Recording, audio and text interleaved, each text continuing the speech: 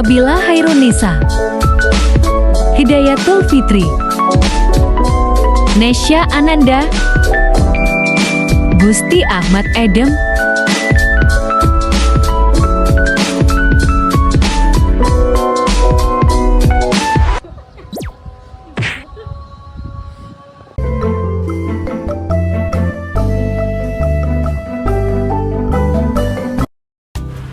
Menurut APA, kecemasan sosial adalah ketakutan yang menetap terhadap sebuah atau lebih situasi sosial yang terkait berhubungan dengan performa, yang membuat individu harus berhadapan dengan orang-orang yang tidak dikenalnya atau menghadapi kemungkinan diamati oleh orang lain, takut bahwa dirinya akan dipermalukan atau dihina.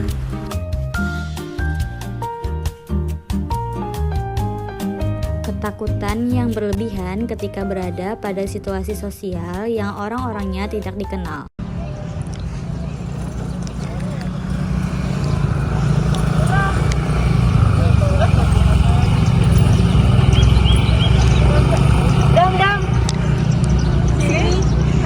Pengawanan.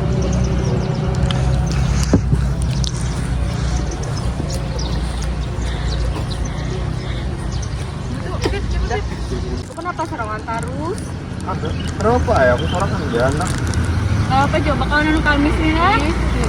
Ada gini aku udah ke sana. Nah.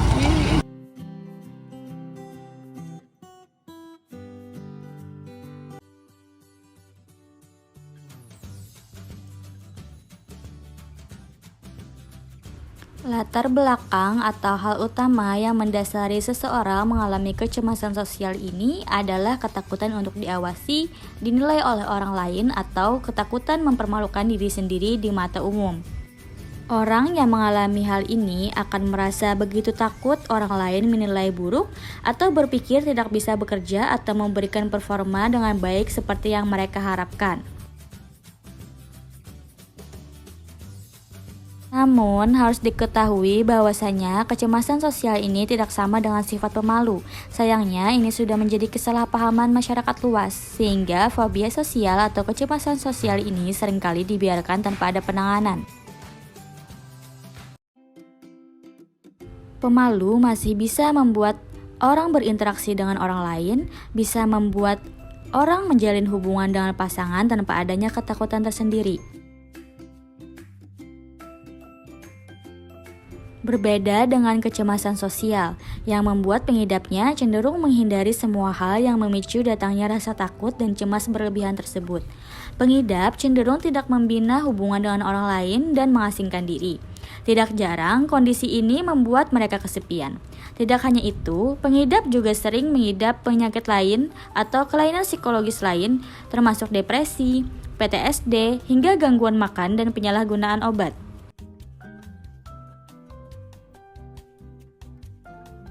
Kecemasan sosial juga tidak bisa disebut sebagai antisosial atau ansos.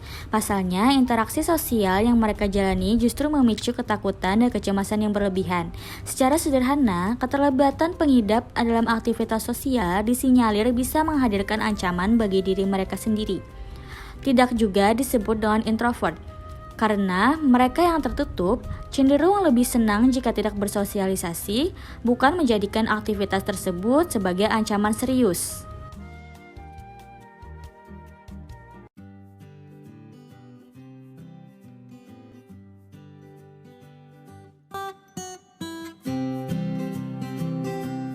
Masuk ke contoh selanjutnya, yaitu menghindari atau khawatir yang berlebihan tentang kegiatan sosial seperti percakapan kelompok.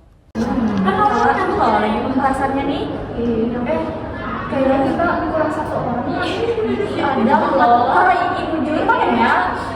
Dan kita sekelompok, kita membahas nih. Iya, iya, yang peminda ada pembahasan sedikit. Nah, kira-kira pendapat itu kayak pada ya, kita bagusnya mau orang videonya tuh. Kita aja. Serah belum sampai. mendapatkan jadi apa?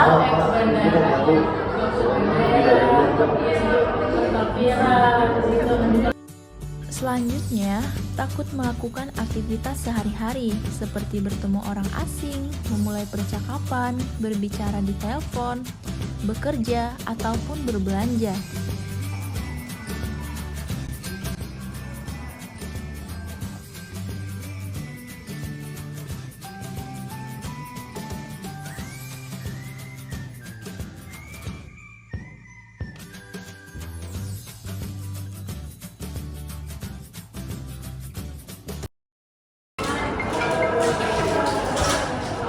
Halo, dengan Bapak Adam.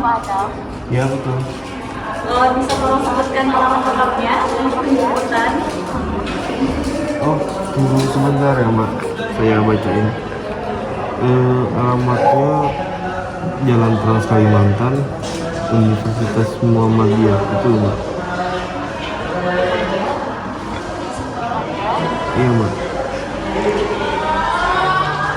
Yuk, kosong.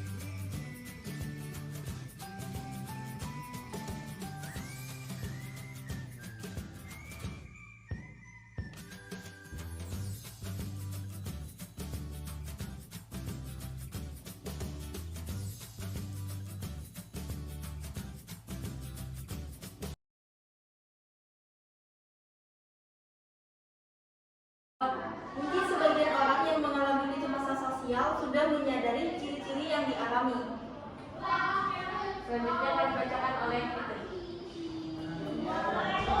Jadi, meski begitu, beberapa memilih untuk tidak minta bantuan profesional untuk menangani masalah ini. Kondisi kesehatan mental tentu tidak bisa sembuh dengan sendirinya tanpa konsultasi dengan ahli.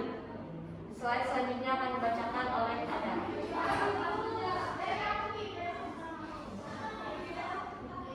Menurut American Psychiatric Association atau APA, kecemasan sosial adalah ketakutan yang menetap terhadap sebuah atau lebih situasi sosial yang berhubungan dengan performa, yang membuat individu harus berhadapan dengan orang-orang yang tidak dikenal atau menghadapi kemungkinan diamati oleh orang lain, takut takut bahwa dirinya akan dipermalukan atau dihina. Jadi kesimpulannya, cemas atau anxiety tidak selalu merupakan hal yang buruk. Dengan pikiran positif, rasa cemas yang muncul dapat dijadikan motivasi atau dorongan untuk dapat mengatasi tantangan atau situasi tertentu. Selanjutnya, sebagai contoh, saat akan ujian atau wawancara kerja, rasa cemas mungkin bisa membuat Anda termotivasi untuk belajar atau mempersiapkan wawancara kerja dengan sebaik-baiknya. Hal yang perlu diwaspadai adalah ketika rasa cemas tetap muncul meski faktor pemicunya sudah hilang, atau perasaan cemas muncul tanpa alasan jelas dan mengganggu aktivitas. Dalam hal ini, Anda patut mencurigai adanya gangguan kecemasan. Gejala anxiety yang dirasakan dapat berbeda pada tiap orang, tergantung pada jenis gangguan kecemasan yang diderita. Untuk menentukan apakah anxiety yang muncul terbilang normal atau disebabkan oleh gangguan mental, perlu dilakukan pemeriksaan lebih lanjut oleh psikolog atau psikiater.